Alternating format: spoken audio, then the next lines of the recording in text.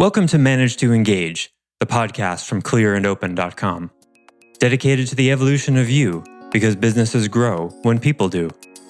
Serving leaders, managers, and people who will be, helping you reach excellence in your work and achieve your personal goals at the same time. Sign up for the free course at clearandopen.com. It's sort of like the guilt is the essence, and then the remorse is the expression of it. In the middle, the form, essence, form, expression, kind of a metaphysical construct. The essence is guilt. The form is the apology. The expression is remorse. The result is justice or amends. Hi, it's Joseph, and thanks for tuning in to Manage to Engage, the podcast from clearandopen.com. This is the second episode in a three-part series on how to apologize. Last episode, we discussed non-apologies and how to spot them. Here we talk about the inner emotions we feel when we've done something quote-unquote wrong and need to apologize for our actions. As we already know, people are generally pretty bad at apologies. Why is that? Well, shame and remorse are strong emotions, and we're generally not comfortable with strong emotions, so we act a little bit crazy. The key to a heartfelt apology is to work past that discomfort and remorsefully admit guilt or wrongdoing while accepting the consequences. But how do you get there? Well, that's where the clear process becomes important. Keep listening to find out more. This episode is from a recent weekly member webcast. For more information about the many benefits of Clear and Open membership and how to get the help you need in conversations like this, please go to clearandopen.com. Thanks so much for listening. Let's dive in. So you've heard me talk enough about the epidemic of irresponsibility in our world to be able to make the connection here. This is where it comes from. Because justice is the condition of responsibility prevailing. You know, it's a feeling of like, there was irresponsibility, there was injustice happening, and now it's seen the light of day, it's been righted, it's been owned, and there's a relief. Justice has a relief feeling to it. And the relief, I would argue, at least in part, is the ability to trust that it's less likely to happen again. That's what we want. You can't change the past. Nobody wants an ownership of remorse in a way that changes the past, right? That's absurd. And people don't necessarily want to feel better either because damage has been done and now we've all got to pick up the pieces. What we want is some kind of assurance that it won't happen again. That's why one of the top excuses is, I'm so sorry, it won't happen again. Funny how that doesn't assuage us, right? In fact, I've demonstrated, usually when someone says that, if that's the only thing they say, it guarantees it's going to happen again. So what does influence whether it happens again or not? Well, the social science, courtesy of Brene Brown and others, points to this distinction that we talked about last time related to guilt and shame and remorse. Brene Brown doesn't use the word remorse, at least as far as I know, so I'm going to define these terms in a way that is different. So for the purposes of this conversation, let's define, as we talked about last time, shame. I'm bad. If you do something bad and you go into a shame hole around it and beat yourself up on a personal existential level, I'm bad. The social science says that makes it likely that you'll do it again. That increases the correlation that's correlated with recidivism. You're going to do it again. If you do not feel bad as a person on some fundamental level, but you realize you did a bad thing and you feel guilty about that, that's correlated with change. I did something bad helps. I am bad does not help. Okay, this is a review. I'm going to add a distinction that my guess would be, if you could go back and look at these studies, you'd be able to see this playing out. I'm going to make a distinction between guilt and remorse. Guilt is, I did something bad, and it's a conversation or an admission between you and you. It's an internal dialogue. Remorse is the relational expression of guilt. Remorse is when you express that you did something bad with the concerned parties, people you impacted. That's an important distinction. How many times have you done something bad and felt really guilty about it for a really long time and never told the person that you wronged? Right? We've all done this. Compare that to when you wrong someone and then you feel guilty about it, and then you go, I gotta own this with them, and then you talk to them about it and you own it. It's a very different experience. One difference I would offer, see if this is the case. Guilt tends to cycle, right? You feel guilty, maybe you think about talking to the person, then you go, no, that sounds too painful, or I haven't talked to them in 5 years, or whatever you tell yourself, and then you go back to feeling guilty. You feel guilty some more, and then it's a beautiful sunset, and then you go back to feeling guilty some more, and then you watch a movie, and then the guilt comes back, it goes, it circles like that.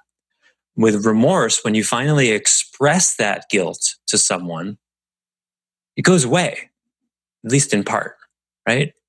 It gets to move. Does this fit with your experience? You no longer feel guilty. I would argue that's because the guilt it's sort of like the guilt is the essence, and then the remorse is the expression of it. In the middle, the form, essence, form, expression, kind of a metaphysical construct. The essence is guilt. The form is the apology. The expression is remorse. The result is justice or amends. So this is something we all should have been taught at around 12 years old. But instead, our training around apology is say you're sorry. Sorry. Now say it like you mean it. Oh, so that wasn't good enough. I need to put on a better performance. I need to appear sorry. Kind of like saying mistakes were made, the appearance of sorry, right? Because all these presidents, they're not guilty. They're not more guilty than any other human being. They're just going sorry at the level of apologizing for a war rather than like drawing on your classmate's shoe underneath the table, which is something I got caught doing once. That's where that came from. It took me years to understand why I should have apologized for that. In the meantime, I was forced to apologize for that. That's why I use that as an example. Can I ask you to review what I got was the essence is guilt, then the something form. Apology. The form is the apology. Form. And expression is remorse. Remorse, and the result is justice. Sure. I just made that up, but it seems to work. Okay, it seems to work, yeah. Yeah. Again, I keep harping on this. The first thing to get is that we're terrible at apologies. Why? Responsibility, discomfort. I mean, is there anything more uncomfortable than owning a mistake that you made? And the bigger the mistake, the more uncomfortable that is. You think you're going to get rejected, you're going to lose love, they're going to threaten to divorce you, you're going to get fired, yada, yada, yada. But what usually happens when you remorsefully admit guilt, what actually happens is you gain respect, you're seen as being strong, the bond gets closer.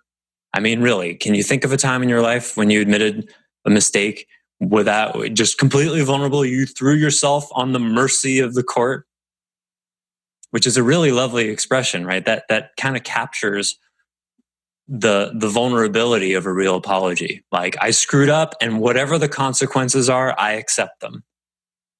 That's risky and grown up.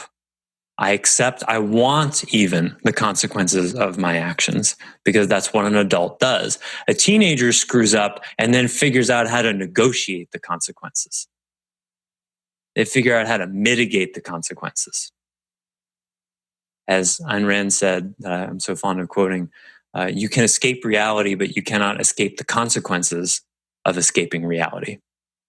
That's what teenagers want to do. A teenager wants to not follow the rules, not be in reality, and then negotiate the consequences of having done so. That's why it's so important when you're raising teenagers to help them see, hey, if you do A, then B. And when they equivocate and go, well, I see what you mean. Teenagers are very sophisticated these days. I can understand you're upset. Rather than that punishment, how about this one instead? I hear about this kind of stuff all the time. They're very clever. And then the parent who might get hooked, I'm like, wow, that sounds like ownership. That sounds like they're really accepting the remorse of it. And maybe they are. Maybe it depends. But watch out for when people are trying to wriggle out of consequences. So how does that change at all when it's something that you've done to yourself, or if it's a habit that is continually going on? Because I was just thinking of the recidivism and how that the likelihood of repeating the act when you beat yourself up over something, how does that, like that whole expression of remorse, play out with yourself? Like, does that make sense? Are you asking why does shame cause recidivism as opposed to remorse causing change? No, more of like so what you just explained is like if I've done something wrong to somebody, so that's kind of, yeah. So then how does that play? Does it play out differently, or is it essentially kind of the same? With the self? Yeah. Yeah. Great. Oh, interesting question. Cool. I get it. Well, let's go through the steps of clear and see if it works self to self. I haven't actually thought about it that way. It probably does. Let's find out. So the steps for clear are clearly state the issue, as you know, list the total impact, explore root causes, assess personal accountability, and realize next steps. Realize small next steps. So what I'm saying is you can use these for solving problems. You can also use these as an architecture for your remorsification conversation, your apology.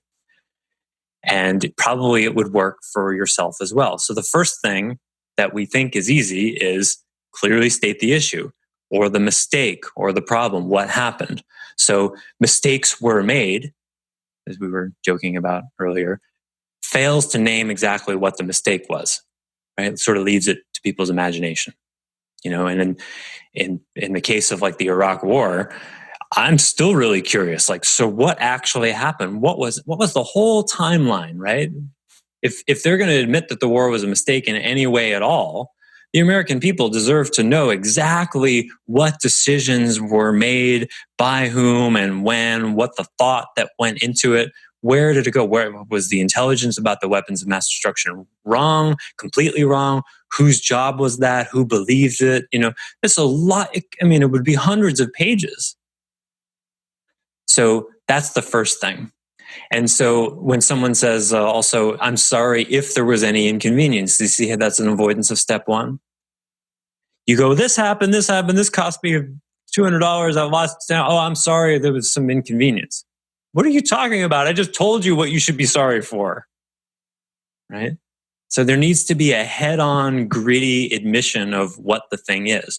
When you're working with yourself, self to self, it's the same thing. You're defining, if you told yourself you weren't going to buy another latte in this quarter in order to save money, and then you break down and you buy a latte, and you're having this conversation with yourself, maybe even journaling about it would be a useful thing to do. You want to be specific, right? I fell off the wagon in my savings. Okay, well, that's true, but how specific? Well, I let myself get a little sloppy with my money. Not quite specific enough. What exactly did you do? I broke down and I walked into Starbucks, head full of shame. What was it? Head hanging with shame, something like that. I forget that expression. Hanging low with shame. Anyway, but shame is not what we want here, right? Remorse. So first, state the issue. What exactly is it? And as you guys have learned from solving problems, this sounds easy, but a lot of times, and you see this when someone's apologizing to you, how many times has someone tried to apologize for you and they just won't name exactly what they did? They know, but they won't actually name it, right? It's an uncomfortable thing, but that's a moment to say, hey, I really appreciate the spirit with which you're bringing this apology, but I need to hear from you what you think you did. And they might go, gulp, okay, you don't want to hit them over the head with it, but you're there to support them in that moment in some ways, as well as receive the remorse. Okay, step 2, the impact. Also in the realm of remorse, something very easy to not pay attention to. What was the impact? I'm so sorry I ran over the employee. Use the office example. The impact was she's missed work. It's caused all this tumult in the office. We're not going to be able to make such and such delivery tomorrow. I mean, I don't know how to talk about that situation without just starting to laugh. But I'm so sorry we invaded yet another Middle Eastern country. The impact was it cost did this to the deficit. Here are the names of all the American lives that were lost. Here's what could have been done with those tax dollars had we not spent another $400 billion on a war. Here are the social programs that have been upset and delayed because of it. When you think about that, a war is a really big project. There's an enormous opportunity cost. It makes my head spin just to think about all the things that could be happening if Obamacare wasn't trying to get repealed for a 59th time. What could have been happening if that only happened twice? I don't know. And the important thing about step 2, especially in an apology, is that it's a felt thing, that you're really feeling the impact. And this is the crux of what remorse is. It's relational. You've all had the experience of someone apologizing to you and you just don't really feel it. That's usually because they're not feeling the impact they had on you. They're feeling the impact them wronging you has on them. And that, ladies and gentlemen, is guilt. That's how I like to define guilt. Brené Brown has a different way of looking at it. So I hate to confuse the issue. But to me, guilt has a self-cycling kind of thing. I did this, and it's because it's sort of got a couple of toes in shame. When someone apologizes to you, you don't want them to be hanging their head in shame and so caught up in how bad they feel that they don't realize what they did to you, right? That doesn't reach you. That doesn't cross the space. You want them to be aware and paying attention to how they impacted you more than how it impacts them. In other words, if they're so caught up in the embarrassment or the humiliation of what they did wrong, and they're feeling bad about it between them and them, there's no room for them to feel what they did to you. Now, that's easier said than done. But that's where guilt sort of, to me, has some toes in shame. Shame is, I'm bad and there's something inherently wrong with me. And you can't even really address the action because the person is feeling so bad. Guilt is, woe is me, I did this bad thing. But it's self-referential. It doesn't cross the space to the other person because they're so busy feeling bad about what they did. Remorse is where that guilt expands, includes the other person, crosses the space as an expression of, I feel bad about this thing that I did to you. And yeah, I hurt myself in it and I hurt you as well. Make sense? So again, listing the impact, that's actually a tool to get from guilt to remorse. So when you do something bad and you're feeling really bad about it, it can help to go, well, how did I impact people? What did this actually do? And if you're managing someone or supporting someone to feel remorse, that can be a way that you can help them do that. Hey, instead of focusing on how bad you feel about it, what do you think the impact you had was? And there'll be a little cringe where people don't want to go there, but it works. Because it's in seeing, just like in raising teenagers, it's in seeing the connection between this is what I did and this is what it caused. That's where the change happens. In other words, experiencing, I did this and it caused this impact and I'm feeling that. That's what I'm asserting causes the change. That because there's power in that, you see. I did this, I made this happen. I'm shit. I can't help but make these kinds of things happen. There's no power in that. You see that you're playing victim to the thing that you did. But if you go, I did this, I made this mess, great. now you're in a position to fix it or never do it again, right? But if it's who you are, well, what are you going to do about that? Nothing. That's why shame, and I say this with a sort of an asterisk, it's a defense. It's a contraction. It's a contraction from reality, because when you go into a shame bucket, a shame hole about something that happened, you're framing the whole thing as I'm powerless to change this because it's essential to me. I'm essentially bad. That's why I did this. Okay, what are you going to do about it? Nothing. What's there to be done if you're essentially bad? It's like, hey, I'm a vampire. I kill people. That's just how it goes. Well, sorry. Thanks for listening to Manage to Engage, the Clear and Open podcast. Join us next week when you'll be a little bit closer to who you're destined to be. Until then, know that Clear and Open is dedicated to the evolution of you, because businesses grow when people do. Be sure to visit clearandopen.com for the latest tools, articles, and free resources to help you on your journey. Thanks for listening, and bye for now.